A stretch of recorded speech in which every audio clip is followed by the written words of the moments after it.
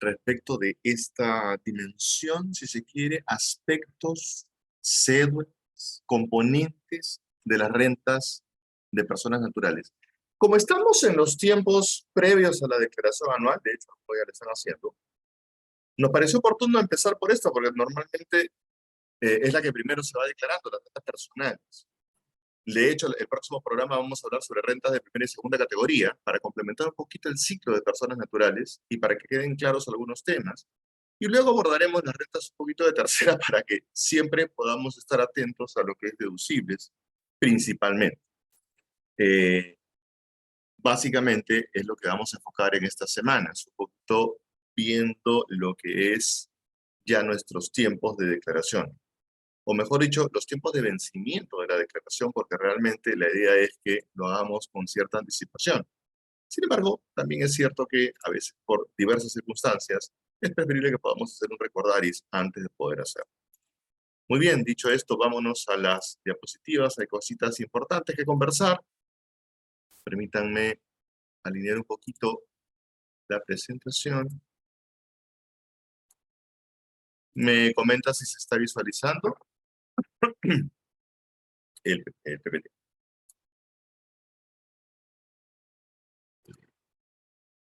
Ok, entiendo que sí. Entiendo que lo pueden ver. Sí, perfecto. Muchísimas gracias, Angélica. Bien.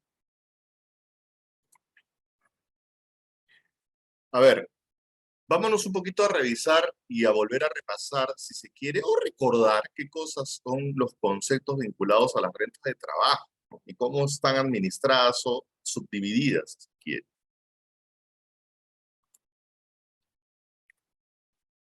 Cuando hablamos de rentas de trabajo, primero tenemos que hablar de qué las compone. Y lo que ha hecho la norma de renta ya desde el año 2009 es volver el sistema de personas naturales de manera celular. ¿Se acuerdan que antes de esa modificación todo se acumulaba? Renta de fuente peruana, absoluta, que era la suma de primera, segunda, cuarta y quinta. Bueno, en aquel entonces se decidió mejor volver el sistema volver a un sistema celular, no volver, empezar un sistema celular, y a partir de esa época las rentas de primera y segunda van por dos rutas distintas, y las rentas de trabajo es una tercera ruta o un tercer componente respecto de las rentas de personas naturales. Y se subdividieron a la vez las rentas de trabajo en rentas de cuarta categoría, que en principio es el ejercicio individual, yo solo, de cualquier profesión, arte, ciencia, oficio, actividad, lo que fue, ¿de acuerdo? Cualquier ejercicio individual, eso es renta de cuarta. Pero además, tiene que entenderse como individual e independiente, ¿de acuerdo? No tengo yo dependencia absolutamente con nadie, o de nadie, y lo que hago es ejercer precisamente esas habilidades por las cuales he cultivado, esas competencias que he desarrollado. Eso es básicamente una renta de cuarta.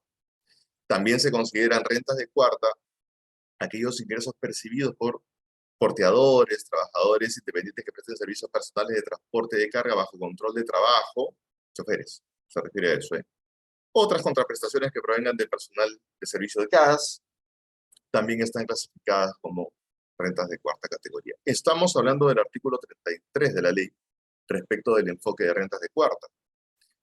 No podemos incluir para esas rentas aquellas que estén obtenidas por personas naturales no profesionales, domiciliadas, sí, pero que perciban ingresos brutos por la realización de actividades o oficios que estuvieran acogidos al RUT.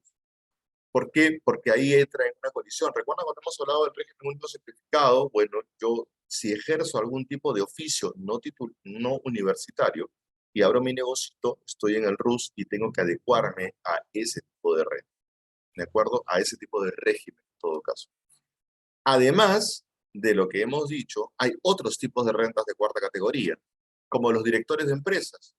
Sí, aquellos que conforman el órgano de gobierno director de empresas en cualquier tipo de sociedad, estamos hablando de la Ley General de Sociedades, las CIR, están incluidas acá. Perciben dietas, ¿de acuerdo? Recuerden las dietas, que inclusive están amarradas por renta de tercera a un límite del 6% de la utilidad antes de participaciones impuestas, o la utilidad comercial, como dice la ley. Los síndicos, que esos son esos funcionarios encargados de la liquidación del activo y pasivo de la entidad, conocidos como liquidadores también, pero que se encuentra en la empresa en caso de quiebra o administrar temporalmente ese negocio en el tránsito de la quiebra. Los mandatarios. Bueno, ahí el mandatario es una persona que tiene un contrato de mandato por el cual el mandante le obliga a realizar uno o más actos o negocios jurídicos en nombre de este mandante, y él actúa como mandatario, que es muy diferente al contrato de representación, que es otra cosa. Lo otro es un gestor de negocios. El gestor de negocios es una persona que en forma voluntaria, no hay una autorización expresa, asume el manejo de algún tipo de negocio o la administración de los bienes, aunque puede ser que ignore que está haciendo, ¿no? Dicho sea de paso. Es, por ejemplo, cuando yo tengo un negocio X y de repente tengo que viajar urgentemente y le digo a mi compadre, quédate un ratito, por favor, mírame el negocio y yo regreso. Bueno, resulta que en ese momento se volvió gestor de negocio, por si acaso, y si percibe algún tipo de renta, pues es cuarta categoría. Los albaceas tampoco, o mejor dicho, también están involucrados en las rentas de cuarta, que son las personas que se encargan de, que están nombrados por el causante, en este caso el que deja un testamento, o por un juez, para que pueda ser el garante de que se cumpla la última voluntad de quien fallece. Y actividades similares que podrían ser inclusive las funciones de regidor municipal o consejero regional, en cuyo caso también recuerden que perciben dietas y se vuelven como una especie de directores en una similitud, si se quiere. Ellos también son rentas de cuarta, por si acaso. No sé si lo he puesto acá. Antes de ver esto, solo recuerden una cosa. Estas personas que son perceptores de rentas de cuarta categoría por el ejercicio individual independiente, ¿qué comprobante de pago emiten? ¿Qué comprobante de pago emiten? Pueden escribirlo, hablar si gustan. ¿Qué comprobante de pago emiten los perceptores de rentas de cuarta categoría? Recibo por horarios, bueno, más completo sería decirlo ahorita, recibo por horarios electrónicos, RHE. Perfecto, me queda clarísimo. Y una pregunta, estas personas que están acá, directores de empresas, síndicos, mandatarios, gestores de negocios, albaceas, actividades, ¿también emiten recibo por honorarios? ¿Tienen que emitir recibo por honorarios? ¿Sí tienen que emitir recibo por honorarios o no tienen que emitir recibo por honorarios?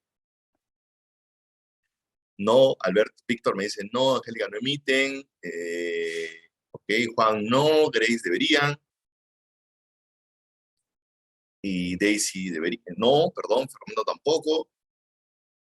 Gracias a todos los que estén participando, y efectivamente, no están obligados a emitir ningún comprobante de pago. ¿De acuerdo? No están obligados. Los que están precisamente por ahí lo decían. El inciso A, sí, correcto. Los de individual independiente. Los de inciso B, no están obligados a emitir comprobante de pago. Y eso lo van a encontrar en el reglamento de comprobante de pago. Angélica, los micrófonos están, ya sí, hay que solicitar para poder intervenir, mil disculpas. Pero cuando lo solicitas, va a estar atento el uso para poder ver eso, no se preocupe. Lo que pasa es que lo hacemos para evitar el filtro de ruido. Entonces, volviendo, cuando sucede esto, y hay que tener mucho cuidado porque he encontrado, gracias Luz, efectivamente, levanten la mano y encantado lo vamos a ver. He encontrado diversos errores en este punto, ¿ya? En las intervenciones, en los procesos de fiscalización, en auditorías, etcétera, han cometido lamentablemente el gravísimo error de emitir o exigir, y no es necesario. Lo que usualmente se hace, recuérdenlo, como no tengo obligación de emitir un comprobante de pago, por el contrario sentido, la entidad sí está obligada a llevar un control muy acucioso de ese pago como de la retención, porque sí están sujetos a retención, de eso nadie los libra. ¿De acuerdo? Entonces lo que tiene que hacer la entidad es emitir algún tipo de documento interno en donde se verifique, aparte que recuerden que este tipo de personas deben tener algún tipo de o designación, o acuerdo, o contrato, en donde se fijen los honorarios. Ese es el documento primario, ¿de acuerdo? Para que le vayan construyendo fehaciencia. Luego, los documentos que se tengan que emitir por parte de la entidad, además de la retención y la cancelación bancarizada, te corresponde. Eso es lo que tienen que tenerlo en regla, ¿de acuerdo? No hay nada más. No hay ningún otro documento que tengan que emitir, ¿de acuerdo? No están obligados a nada. Siéntase libre la entidad de poder hacer implementar cualquier formato, en todo caso, que estimen conveniente o necesario, sí, sí lo pueden hacer. ¿De acuerdo? Eso es lo que quería un poco recordar, porque ahí a veces ha habido alguna confusión de que si tienen o no tienen que emitir. Ok, sigamos hablando de rentas de cuarta. Para determinar la renta neta de cuarta categoría, el contribuyente puede deducir de la renta, ya ustedes lo saben, un 20% como primera deducción, y eso en términos brutos, mejor dicho, aplico a la renta bruta, hasta un límite de 24 UITs, o sea, no puede pasar. Hasta el año pasado, por si acaso es la UIT del 22, la he puesto porque obviamente nos interesa cómo estamos cerrando el 22. Si se quiere proyectar al 23, lo único que hace es multiplicar por 4.950, la UIT del año pasado era 4.600, el límite será 110.400. Pero recuerden, primera deducción de ley, 20%. No es aplicable, obviamente, a las rentas percibidas por el inciso B. Ese 20% solo se aplica para las rentas obtenidas por el ejercicio individual independiente y que tienen emisión de recibo por honorarios electrónicos. No aplica ese 20% para las otras rentas dentro de las rentas de cuarta categoría. Es decir, para directores de empresas, síndicos, mandatarios, gestores de negocios, regidores, etcétera, consejeros, no aplica esa deducción del 20%. Solo aplica por el ejercicio individual de investigación, arte, ciencia, oficio, etcétera. Cuidado, porque después a veces hay una confusión. No, se aplica todo. No, no aplica todo. Aplica solamente al literal A o inciso A. Para mí es un literal, no es un inciso numérico. Pero ok, solo aplica a E. Así que primer punto, y a tener mucho cuidado. El otro punto es, perdón, desde el 20 de octubre del 2008, sí, el contribuyente que obtenga rentas de cuarta pueden emitir recibos por horarios electrónicos. Desde esa época ya estamos en ese sistema. Actualmente ya todos estamos obligados a ello y eso hay que tener en cuenta para poder emitirlo. Recuerden que todos podemos emitir el recibo por anuncio electrónico desde el portal WebSunat. Usualmente lo hacemos así por un tema de el volumen de lo que emitimos, salvo que también deseen ustedes hacer sus propios sistemas de emisión. Es importante recordar las normas que las he puesto ahí porque recuerden que inclusive está la excepción respecto de el inciso B, respecto de síndicos, albaceas, directores de empresas, que está en el numeral 2 del artículo 4 del inciso 1, el inciso 1, el inciso 1.5, numeral 1 del artículo 7 del reglamento de compras de pago para quienes deseen ubicar la base legal. Porque a veces siempre hay problemas cuando uno coordina con la entidad y dice, no, yo no estoy obligado, o la entidad no está obligada a exigir comprobantes de pago a un director y no se tiene a mano la base legal, ahí la tienen para que en todo caso puedan ustedes también observar o defender el punto respecto de sus deducciones. Antes de hablar de rentas de quinta, antes de hablar un ratito de rentas de quinta, recuerden que también es cierto que a partir de este año ustedes pueden solicitar su suspensión de retenciones respecto de cuarta categoría. La suspensión de retenciones opera si tú no tienes, vamos a ponerlo así, ¿ya? A ver si puedo. A ver.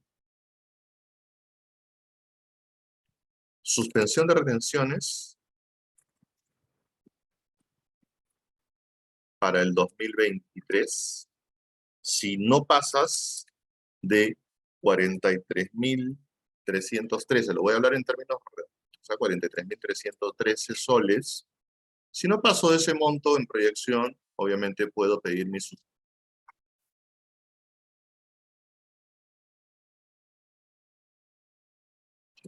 Puedo pedir la suspensión de retenciones, ¿de acuerdo? A ver, un ratito.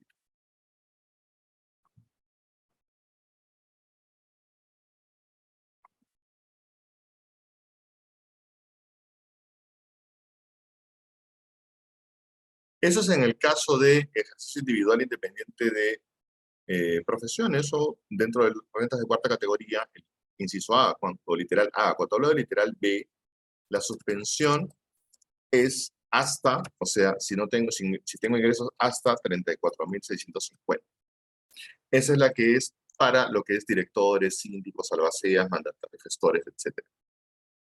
Ahora, algunas personas me preguntan, oye, ¿por qué para unos 43.000 y por qué para otros 34.650? La explicación es muy sencilla, como lo acabo de mencionar hace un ratito. ¿Recuerdan que tengo el 20% de deducción? Claro, si yo hago 43.313 menos 43.313 por 20%, eso me va a dar 34.650. Esa es la explicación. Lo que sucede es que, como hemos mencionado, el primer tramo o los primeros perceptores de rentas de cuarta categoría que están en el literal A, sí pueden deducir el 20%, entonces se consideran los 43.313. Mientras que los segundos no tienen la deducción del 20%, entonces no se las tengo que considerar. 34.650 sería para el 2023. Perdón, ¿y por qué 34.650? Ah, muy sencillo, porque se acuerdan, lo voy a hablar más adelante, pero se acuerdan que además, cuando se junta con las rentas de quinta, tengo 7 UITs adicionales en principio. Yo sé que hay otras cositas más. 7 UITs adicionales de deducción. Ah, sí, pues, si tú multiplicas 7 por los 4.950 de este año, eso me va a dar, adivinen cuánto. ¿Cuánto creen? 34.650. Esa es la explicación de cómo se hallan los límites, por si acaso. Nada más, no hay otra ciencia, simplemente es un cálculo matemático. El próximo año, cuando saquen la UIT, ustedes aplican esa regla y se acabó el problema. Eso es lo que va a hacer. No necesitan esperar la resolución para saber los montos. A eso me refiero. Pero esa es la explicación, nada más. No hay otra cosa que es un simple cálculo matemático y el por qué es que se obtienen los montos. Si lo quieren ver de otra forma, si ustedes dividen los 4.313 entre 12 meses, más o menos son 3.609 soles, 3.600 soles, vamos a ponerlo así. Ah, ok, entonces yo no puedo pasarme al emitir recibo por honorarios de 3.600 soles. Sí, eso es más o menos lo que no puedes pasarte el mes para que no hagas ningún tipo de retención o pago a cuenta. Ah, ok, perfecto. Ahí tienes derecho a tu suspensión. Claro, no se mide exactamente de esa forma, esa es una forma de más o menos calcularlo, porque recuerden que las rentas son anuales y la suspensión es por el acumulativo anual. Y en el otro caso, pues más o menos el promedio te da 2.878, pero es solamente para ver la proyección, ¿de acuerdo? Cometen un error cuando lo quieren hacer mensual, ¿no? La renta es anual, no se calcula mensualmente, no es IGB, ¿de acuerdo? Entonces, sí tengan cuidado con eso, guíense más bien de los valores anuales y esto es la forma de por qué se calculan esos tramos, esos montos, por si acaso no hay nada más. Así de sencillo. Acá me equivoqué, es 4.950, 7 UITs por 4.950.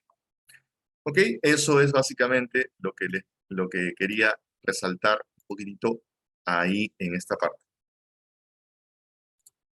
Me voy al chat. No. Vale. Perfecto. Ahora sí, vámonos a las rentas de quinta, porque también hay bueno recordarlas. También son rentas de trabajo. Y respecto de la definición de rentas brutas que está en la ley del impuesto a la renta, eh, Flor Vargas levantó la mano. A ver, Flor.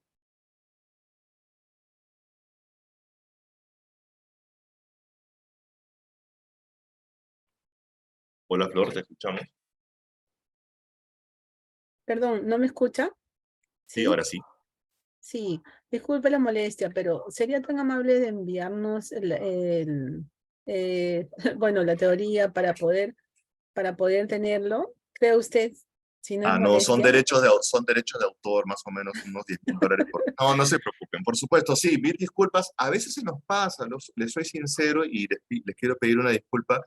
Nosotros las convertimos a PDF porque inclusive en PDF es más fácil de leer en los dispositivos móviles. Les prometo que mañana, en el transcurso del día, lo estoy compartiendo por el chat de la hora tributaria. Si no soy yo, Lucio, seguramente también me podrá ayudar en ese tema. Pierdan cuidado, de todas maneras lo vamos a compartir. Gracias más bien por hacerme ese recordar y sí, debo confesar que a veces se nos pasa, pero pierdan cuidado que no hay nada que no podamos compartir. Total, esto es un programa totalmente abierto que lo único que pretende es apoyarnos mutuamente, recordar o refrescar algunos temas de importancia, o inclusive abrir algún debate que pudiera ser interesante respecto de esos temas. La idea es, insisto, contribuir, apoyarnos de alguna forma, independientemente de lo que pueda ser una capacitación más estructurada que se los hemos prometido, ya la vamos a hacer. Volvemos, rentas de quinta categoría. ¿Cuáles son? Las que obtengo, ¿por qué? Por el trabajo prestado en dependencia. Ya sabemos todos que dependencia, estoy en una planilla, tengo un contrato de trabajo, puede ser a plazo determinado o indeterminado. Inclusive cargos públicos, que sean de elección o no, de la dependencia. Sí, pues nosotros somos los que los contratamos cuando los elegimos, imagínense. También están comprendidos en estos conceptos sueldos, salarios, asignaciones, aumentos, primas, dietas no de las otras de directores, algún tipo de dieta que pudiera estar comprometida respecto de un trabajador que tenga esa relación de dependencia, ¿de acuerdo? Sí, Anderson, sí, Janet, no se preocupen. El grupo de WhatsApp, Janet, Janet, espérame un ratito, espérame un segundito. Aquí sí tengo que, permítame un ratito, no sabía que por ahí no la tenían. Déjame un segundito a ver si puedo capturar el enlace. Acá está. Vamos a copiarlo. Vamos a copiarlo. Gracias, Luz. Bueno, ya lo estaba haciendo y ya me ganó Luz. Y ya está. Por ahí también ya lo tienen. Perfecto, Luz. Muchas gracias. Ya está compartido en el chat para que ustedes puedan ingresar a el enlace de nuestro WhatsApp que tenemos del programa en donde vamos a compartir precisamente las diapositivas y donde compartimos anuncios interesantes. En este momento está la encuesta ya puesta para ver el tema de la elección respecto de por dónde desean que empecemos nuestros cursos. Vamos con, ok, ya están lo del WhatsApp. Ángeles, me preguntas, señor Hermo, buenas noches. ¿Las deducciones para el cierre del 2022 se debe utilizar la UIT del 2022? Sí. Respecto del 2020, todas las rentas de cuarta y quinta funcionan respecto de, recuerden, como hablamos de renta, tenemos que respetar las variaciones numéricas o indicadores del ejercicio. No podemos saltar ejercicios cuando se habla de indicadores, salvo que la norma expresamente pudiera determinar alguna situación diferente, lo cual no sucede en rentas de cuarta. Entonces, cuando hablamos de deducciones para rentas de cuarta categoría del ejercicio 2022, se aplican esos límites. Por eso es que les hablaba de 4.600 UIT en las diapositivas, porque me pareció más relevante hacer la ejemplificación con lo que estamos cerrando. Y por eso mencioné que para el 2023 tienen que aplicar la UIT del 23, que es 4.950. Gracias por la consulta. Ok, volvamos. Y decía que hay que tener en cuenta el tema de las dietas. No son dietas vinculadas al ejercicio de literal B o de actividades literales de nada, sino que estamos hablando de unas dietas que se pueden entregar como condición de trabajo por cumplimiento de metas. A veces se otorga, aunque más comúnmente la llamamos como bonificaciones extraordinarias. También está convertida a las comisiones. Las comisiones, recuerden, siempre y cuando haya relación de dependencia con el vendedor o con el representante comercial. Cuando no es así, y estos comisionistas son lo que se denomina freelance o independientes, observación, esas no son rentas de cuarta categoría. Cuidado. Cuando el comisionista es independiente, eso es rentas de tercera categoría. ¿Ah? ¿Qué? Sí, son rentas de tercera categoría, aunque duela decirlo y también nos veamos en una situación un poco más compleja para una persona, simplemente. Así lo reconoce la ley de renta. De hecho, están prohibidas de ejercerlas, por ejemplo, en las actividades del régimen especial, expresamente. Así que, por si acaso, es régimen general o a partir del limpio tributario en adelante. Así que tengan mucho cuidado con eso. Además, son rentas de quinta las compensaciones de dinero en general o en especie, gratificaciones, por fiestas, gastos de representación y en general toda retribución de servicios personales. Acá estamos hablando de gastos de representación que estén dentro de los conceptos remunerativos o no que le voy a asignar. No estoy hablando de gastos de representación que se dan aparte a cuenta de que en todo caso sí tendría que darse un sustento y están sujetos al límite del 5%. Es decir, que en un contrato mercantil los comisionistas deben emitir factura, sí. Ojo, en un contrato de locación de servicios por intermediación comercial, que sería el término más correcto, efectivamente, esa comisión sí se tiene que emitir factura. No es rentas de cuarta categoría. Yo he encontrado casos en donde, claro, intentan, entre comillas, disfrazarlo como cuarta. Claro, pero hay que recordar una cosa.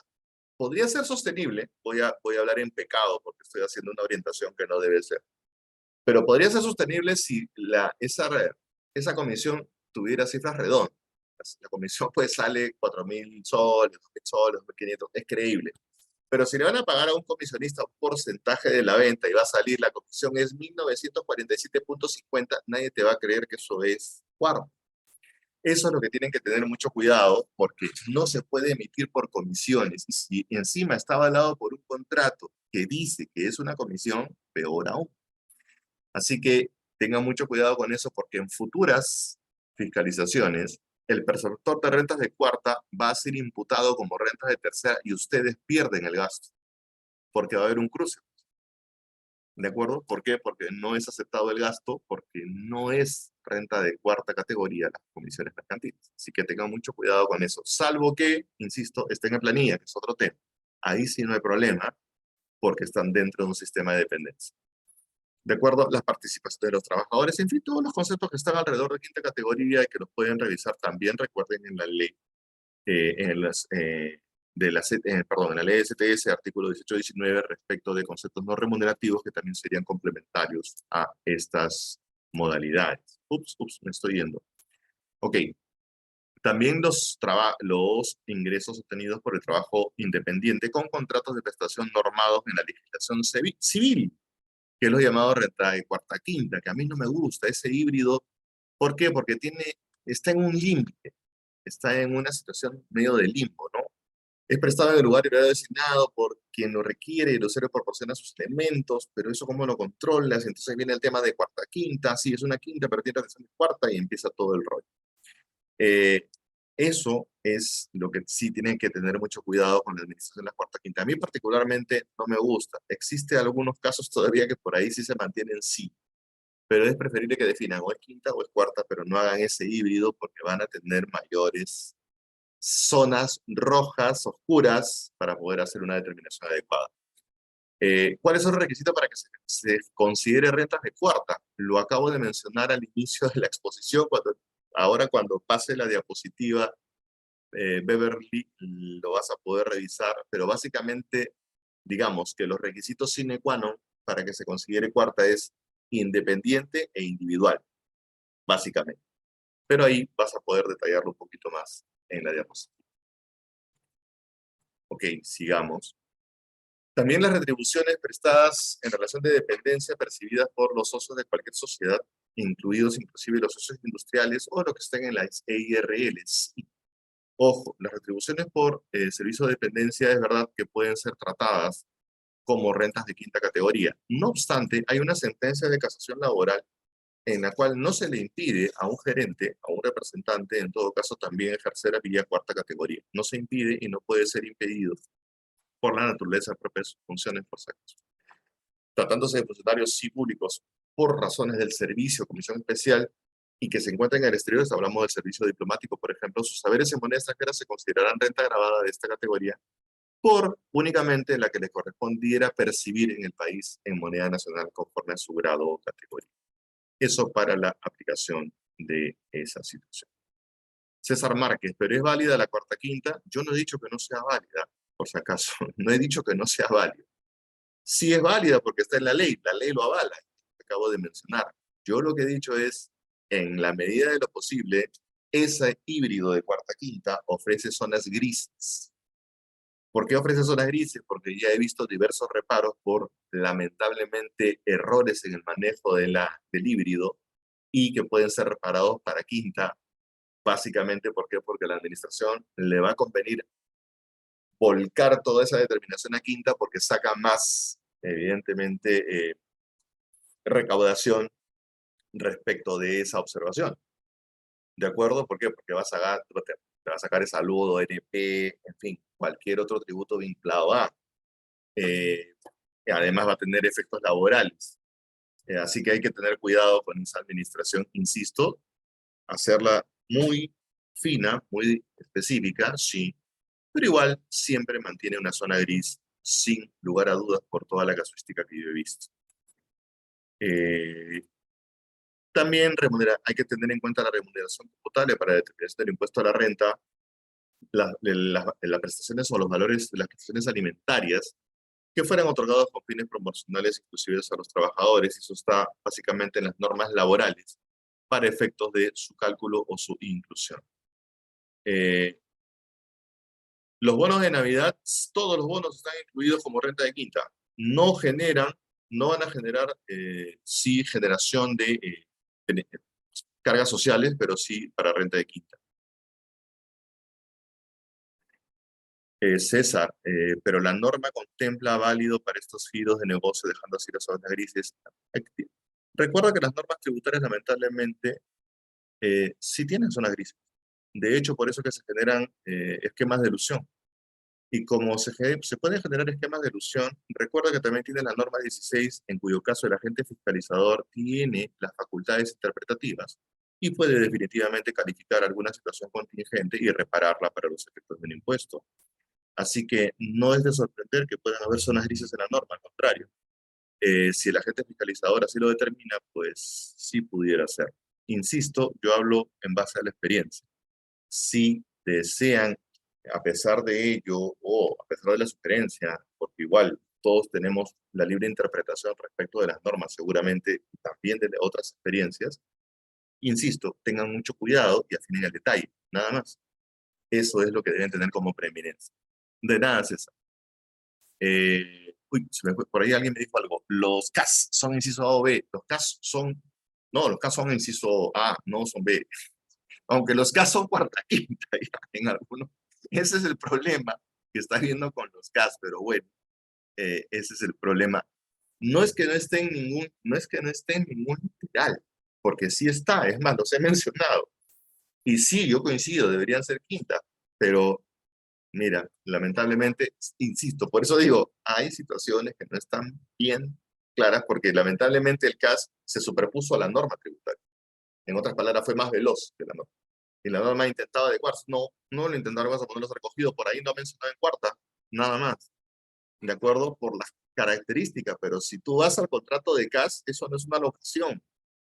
Pero está interpretado de esa forma. Igual, me parece que hay un informe de interpretación respecto de los CAS. Si me hacen el recordaris para ubicárselos mañana, sí hay un informe. Se los ubico por el tratamiento del CAS, sí hay un informe de posición SUNAT respecto de la aplicación de los CAS como concepción para efectos impositivos. Si me mandan un mensajito vía Lucio, por favor, me haces recordar en todo caso, si fueras tan amable, yo se los ubico para mañana, sin perjuicio de que, voy a tomarle nota ya, CAS, informe SUNAT.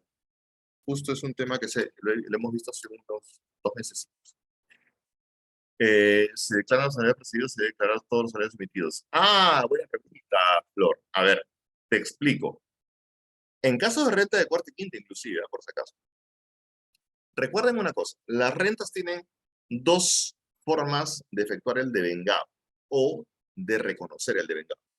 En el caso de las rentas de segunda, cuarta y quinta categoría, se aplica el criterio de lo percibido.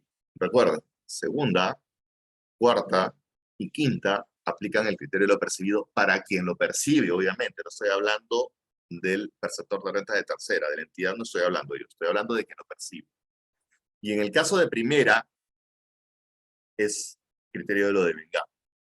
Igualito que renta tercera, ¿ya? Pero no voy a hablar de renta tercera. Así que, como es el criterio de lo percibido, cuando tú declares hay que tener mucho cuidado en la declaración anual, porque puede ser, no digo que sea, puede ser, pero por ahí un par de casos he visto, que la entidad haya comunicado a SUNAT que sí pagó, pero en realidad no me pagó. Y como en realidad no me pagó, yo tengo que ser muy cuidadoso en analizar qué recibos honorarios han declarado en mi archivo personalizado para mi DJ, que está allá en la DJ, obviamente. Y revisar que todos los recibos que están ahí, sí efectivamente los emití, primer punto que tengo que revisar. Y segundo, que efectivamente me los pagaron en el ejercicio. Y recuerden que quienes usamos el portal SUNAT para emitir recibos por honorarios, también tenemos que cargar la fecha de pago. ¿Y cómo se acuerdan? ¿Cómo fue el pago y cuándo? Ya, se registran los pagos. Si yo registro mis pagos y todos estos están dentro del ejercicio, si todo es renta imputable como renta bruta para el ejercicio. Pero si hubieron recibos, uno o más, que fueron pagados el siguiente ejercicio, eso no es renta bruta imputable al ejercicio, porque por el criterio de lo percibido yo no lo percibí. Valga el trabalengua, dicho sea de paso. En cuyo caso, tengo que hacer la modificación en la DJ y dejarlos para el próximo ejercicio y reconocerlos. Ojo, pero eso sí no se olvide. De hecho, puede llegar esa notificación, una carta ejecutiva, sí, sí les puede llegar. Pero si ustedes tienen el control perfecto de la cancelación y demuestran que efectivamente no fue en el ejercicio, no tengan miedo a nada. No hay ningún problema. CAS, contrato administrativo de servicios, sí, efectivamente, no tiene todos los beneficios, sí, yo sé que no lo tiene, por eso es que está considerado como FUAR, pero igual, cuando tú vienes y dices vacaciones aguinaldo, igual, para poder salir de las dudas, de nada, Flor, vamos a buscar ese informe, se los prometo, yo he tomado nota, igual le he pedido a Luz a recordar.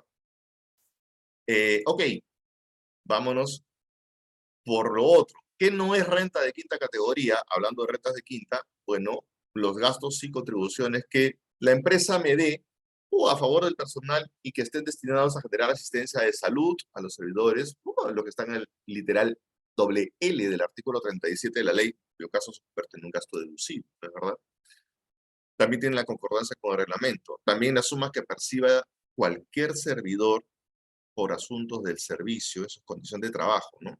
Tales como el tema de la residencia, gastos de viaje, viáticos, que también se consideran en la ley del impuesto a la renta.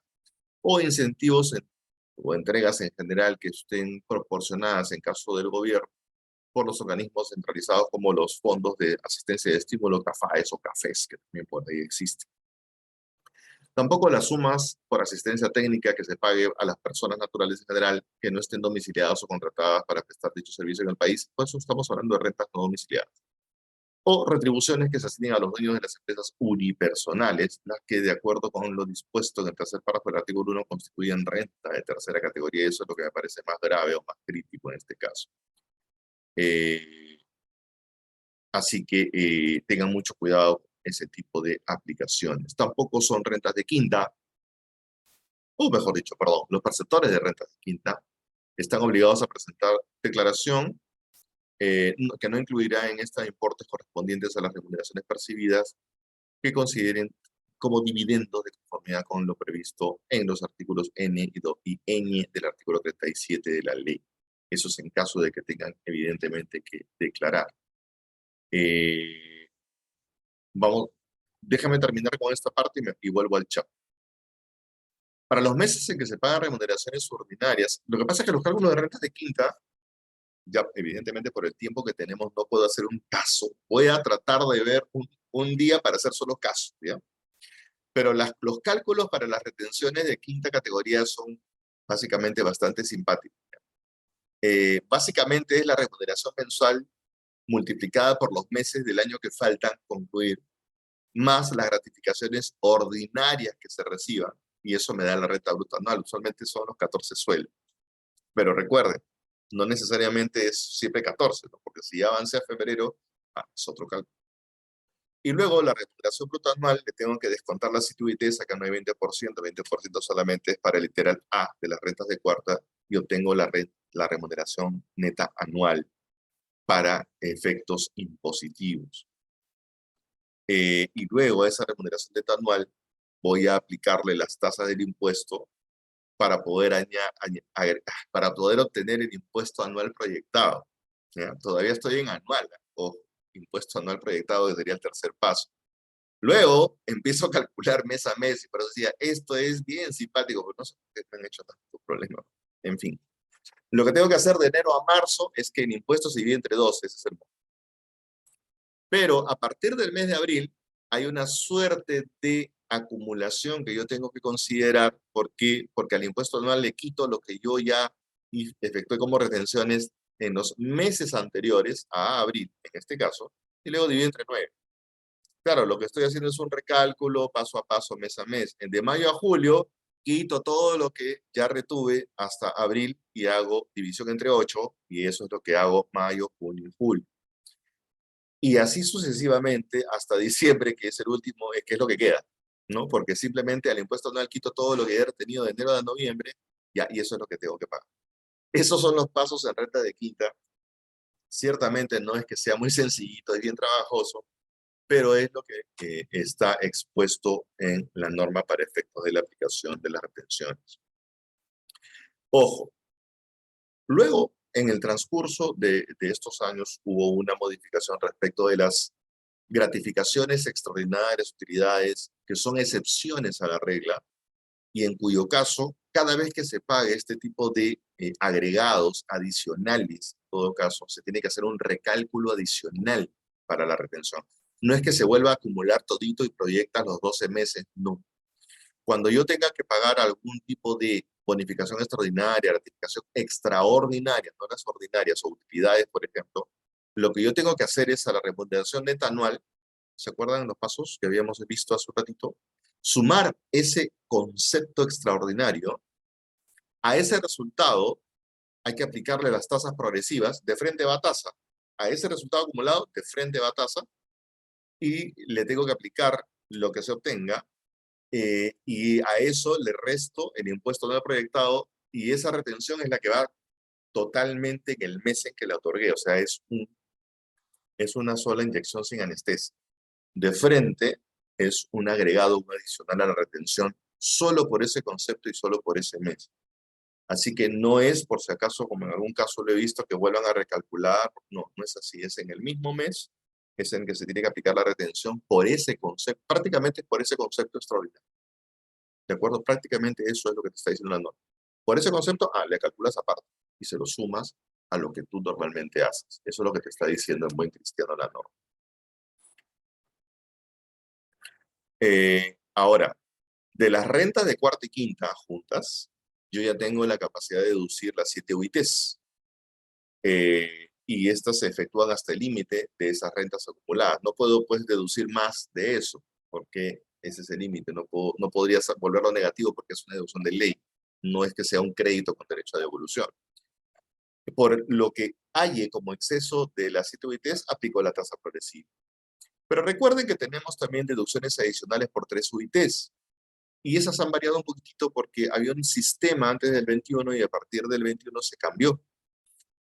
Básicamente lo que voy a poder acumular para poder alcanzar mis 3 UITs adicionales es servicios, básicamente, restaurantes, profesionales, en general otros servicios, alquileres, aportaciones, guías turísticos. Y esto era lo que yo tenía, que podía acceder a deducciones adicionales para las 3 UITs hasta el 2020. Pero a partir del 2021, que es lo que nos interesa y en adelante, esos gastos adicionales por 3 UITs, y esto es lo que va a ser aplicado para el 2022, dicho sea de paso también, la diversificación de servicios cambió y se amplió, de manera tal que yo, respecto de mis consumos en hoteles y restaurantes, puedo deducir el 25%, por servicios de cuarta categoría de médicos y odontólogos 30%, aportaciones a salud por trabajadores del hogar 100%, los servicios de agencias de viajes y turismo 25%, los servicios de guías de turismo 50%, eso es una buena deducción. Los 30% es en general para todo tipo de profesión, arte, para cualquier servicio de renta cuarta. 30% es para cualquier gasto con cuarta categoría. O 30% para arrendamiento o subarrendamiento. Esos fueron las... gracias, Luce, por el mensaje. Estamos al tope. Qué bien. Qué buena noticia. Estamos con aula llena. Entonces, estos son los gastos que generan ese tipo de deducción adicional. Pero recuerden que para yo obtener la deducción adicional, todo tiene que ser sustentado. Y básicamente los sustentos son electrónicos. Claro, cuando yo hablo de arrendamiento subarrendamiento, se entiende que será el formulario 1683. Claro, si el arrendador es una empresa, me tiene que emitir la factura, obviamente. Si es una persona natural, sí será. Y tienen que tener cuidado con el tema de la bancarización, ¿ya? Eso no se olviden. Si ya el monto es bancarizable, pues tienen que bancarizar. Los servicios de cuarta categoría por médicos y odontólogos, el recibo por horarios electrónicos. ¿Mm? En el caso de cualquier servicio de cuarta categoría, recibo por orden electrónico. Hoteles y restaurantes, la boleta electrónica, el ticket de POS, el ticket de monedero electrónico, la nota de débito y nota de crédito electrónica, lo que fuere, en donde consignen su DNI, no se olvide. Tiene que estar consignado para que ustedes puedan hacerse acreedores a precisamente esa deducción.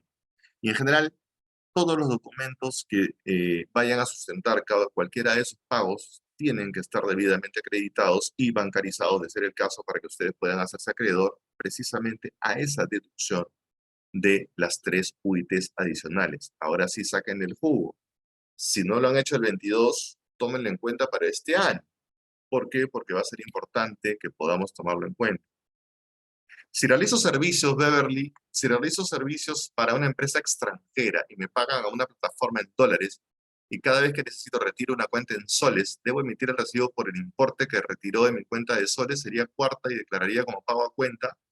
A ver, en principio, tú estás realizando los servicios al no domiciliado, en cuyo caso a ti te correspondería emitir un recibo por honorarios. En principio sí, te correspondería emitir. Si no lo has hecho, también es cierto que podrías declararla como renta de fuente mundial, regularizándola en la DJ anual. Yo haría el recibo por una cuestión de orden. Ahora, me sorprende que el no domiciliado no te haya solicitado ningún comprobante de pago emitido de acuerdo a las leyes peruanas, pero sí deberías en todo caso hacerlo. Eh, ¿Sería ideal que emitieras el recibo por honorarios? Sí, no hay ninguna obligación, dice paso. ¿Sería ideal que hicieras tu pago a cuenta? Mejor. No porque tengas la obligación de hacerlo, sino porque más bien te va a subir el monto calculado en la regularización anual, siendo que es una renta de fuente mundial y se acumula a las rentas de cuarta y quinta como renta de trabajo, por si acaso. Eso es una sugerencia.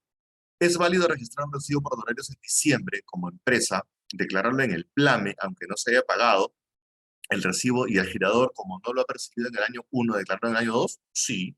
De hecho, la ley del impuesto a la renta, recuerden que para efectos de las provisiones de rentas de segunda, cuarta y quinta categoría, tengo como límite para pagarlas el plazo de vencimiento de la DJ o que haya presentado la DJ anual, lo que ocurra primero. Así que la misma norma me dice, sí puedes, pero no te olvides que tienes que pagarlo antes de. Y se convierte en gasto deducible perfectamente. En el caso de gerentes que saben que su remuneración va a exceder la remuneración del trabajador no vinculado según ley, para el cálculo de la proyección anual del impuesto a la renta, se considera solo que se va a aceptar como remuneraciones excluyendo el dividendo presunto.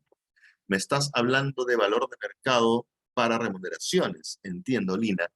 Eh, sí, entiendo que me estás hablando por el tema de vinculación, me estás hablando de efectivamente eso, y en principio recuerda que tienes los 5 topes para poder hallar, en todo caso, el límite por la vinculación, el límite para valor de mercado para efectos de remuneraciones o de valor de mercado en remuneraciones. Podrías hacer la proyección para que no excedas el límite. De hecho, sí tendrías que hacer, pero eso no va por la proyección de cuarta o quinta, sino va por la proyección de límites al valor de mercado. Y en todo caso, si no aplicas el límite, si no llegas, perdón, a superar el límite, no habría problema, pero si lo superas y existe este problema de la vinculación, efectivamente le tendrías que reparar. En el caso de hoteles y restaurantes, tienen que estar con el CIU como actividad principal, secundaria como tal. Si estuvieran como actividades secundaria, la SUNAT desconoce el gasto. En este caso de desconocimiento, en este caso de desconocimiento por este comprobante, la SUNAT está incumpliendo la norma porque ahí no especifica eso, no especifica eso efectivamente. Ese es el problema. Cuando existe el problema de la aplicación de la amplitud de criterio, hay que tener cuidado con el tema del sí o sí, porque no te lo están reconociendo como tal. Sí, yo he visto también un par de casos, sin embargo los hemos reclamado. No recuerdo un informe de posición al respecto. En todo caso, si también me hicieran el recordar y lo buscamos. Pero en todo caso, yo ahí sugeriría algo. Si no existiese la posición interpretativa, habría que motivar una consulta ciudadana institucional para que lo precise y dónde está la base legal de desconocimiento, porque yo no recuerdo base legal de desconocimiento del CIU. Isabel, ¿una persona natural sin negocio puede pedir factura por consumo en restaurantes para considerar en la DJ anual? Una factura por consumo, no. Una persona natural sin negocio entiendo que un perceptor de rentas de cuarta y quinta lo que debe pedir es boleta con DNI. Si tú pides una factura por consumo, no va a ser aplicada como parte de las tres UITs. El recibo por honorario emitido a crédito con fecha de vencimiento de 31/12 y fue cancelado el 5 de enero. No habría problema. Ahí, a ver, para quien emitió el recibo, lo consideren el 23. Para la empresa que recibió el recibo, sí puede provisionarlo como gasto el 22, siempre y cuando pague eso antes del vencimiento de la DJ. O si la presentó, lo que ocurra primero. Ok, volvamos. Devoluciones.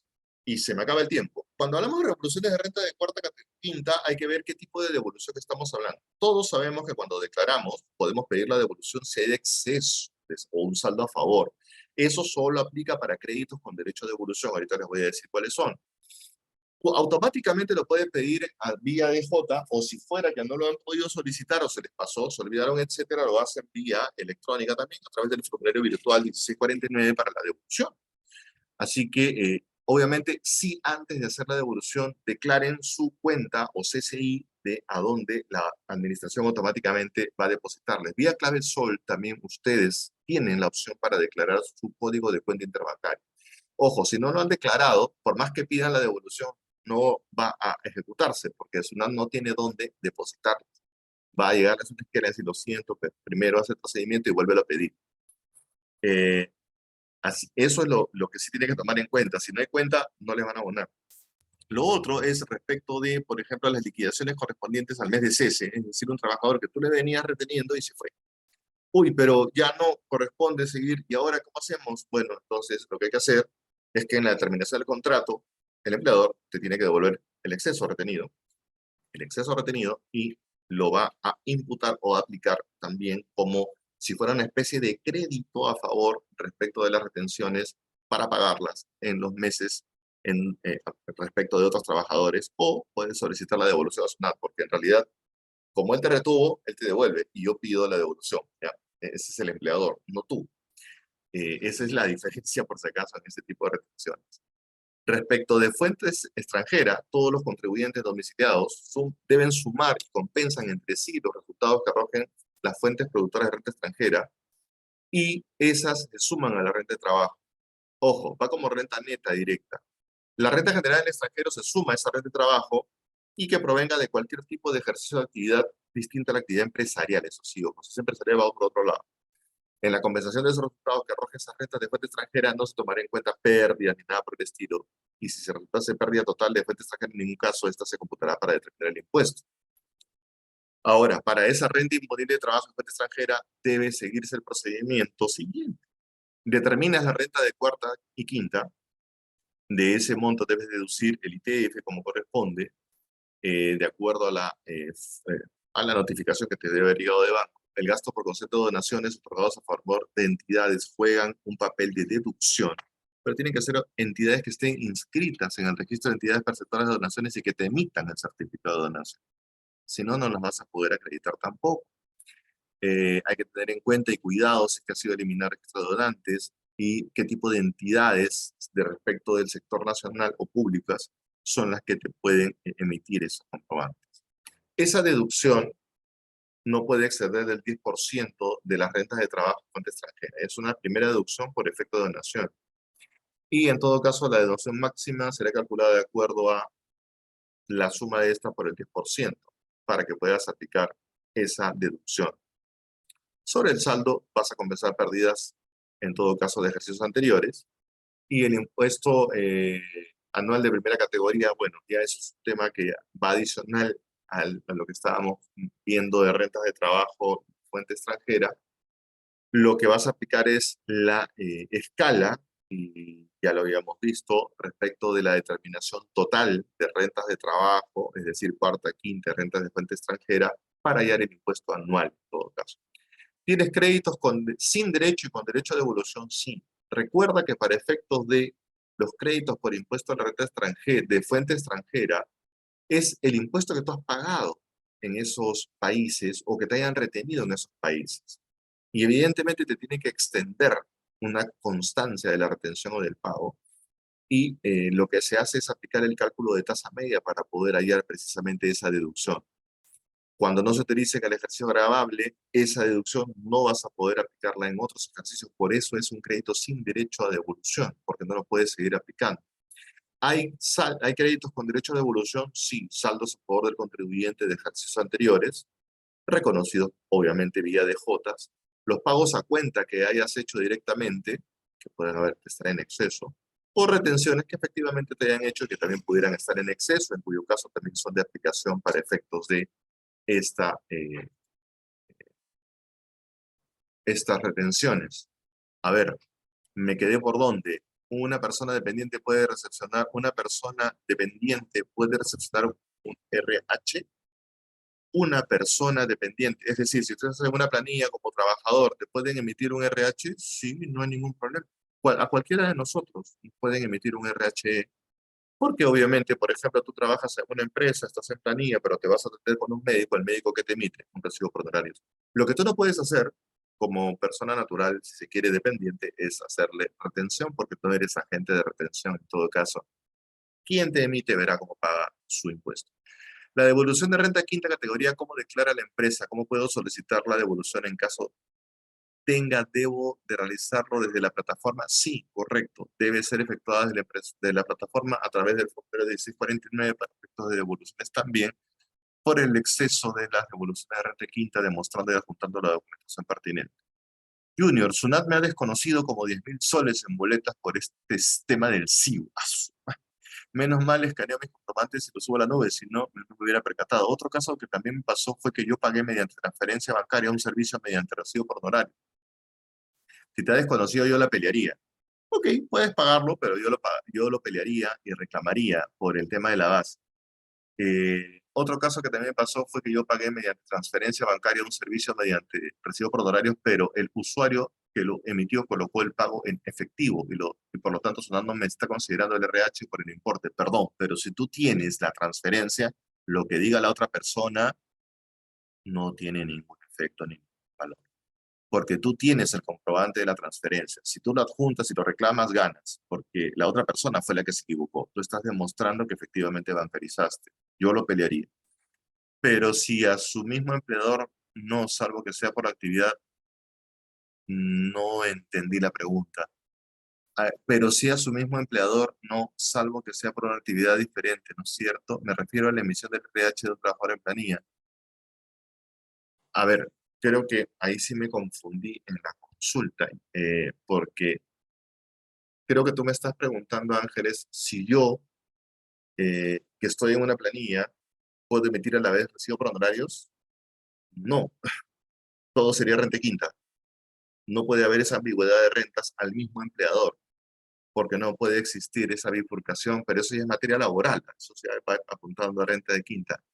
Sí, sí, Ángeles, me queda claro que estás opinando, pero no entendí un poquito la opinión en el contexto, porque no hallo el hilo de dónde, porque supongo que es por Isabel la pregunta de una persona dependiente puede recepcionar RH, pero esa es recepción, no emisión.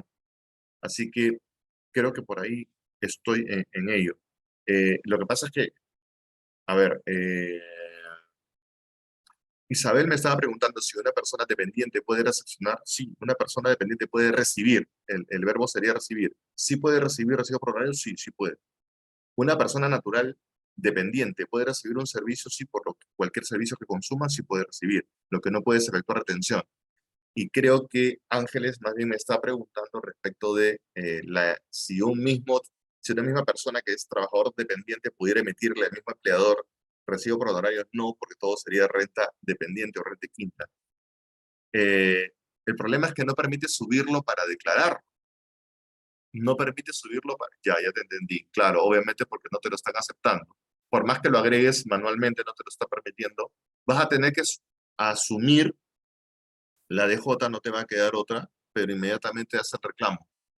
¿Por qué? Porque no te puede, es más, puedes declarar no pagar, o sea, decláralo pero con la base en cero y reclámalo. ¿Por qué sugeriría el reclamo? Porque recuerda que apenas los reclames están dentro del plazo de protección jurídica, no tendría por qué haber ningún tipo de imputación coactiva, por si acaso.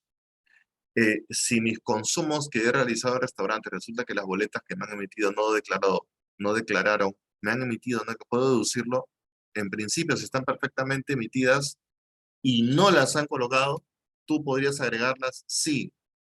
Eh, Obviamente, como nos ha mencionado Junior, siempre y cuando el chivo esté bien correcto, lamentablemente. No entendía la pregunta. No, Ángeles, no, no. ¿De qué? No tienes nada que disculparte. Más bien, muchísimas gracias por la aclaración.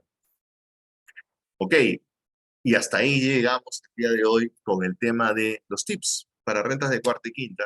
Yo sé que hay mucho más seguramente que detallar, sino que el tiempo que tenemos lamentablemente no nos da para explayarnos más.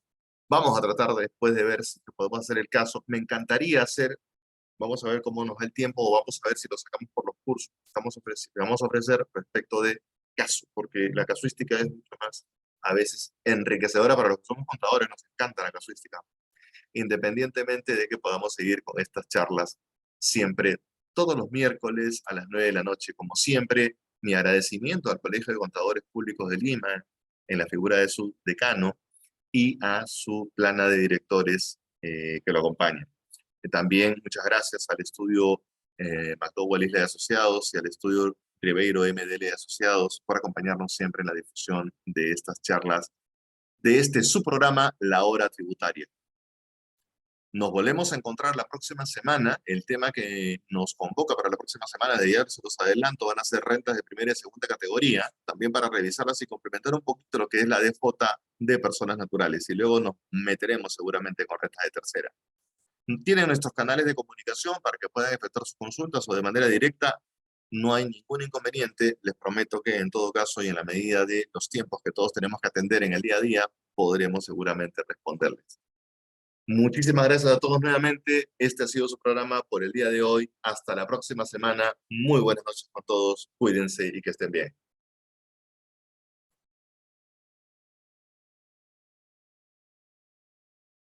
Gracias, Lucio, por acompañarnos el día de hoy también. Gracias por tu soporte. Muchas gracias, doctor. Muchas gracias a todos. Nos vemos el próximo miércoles a las 9 de la noche.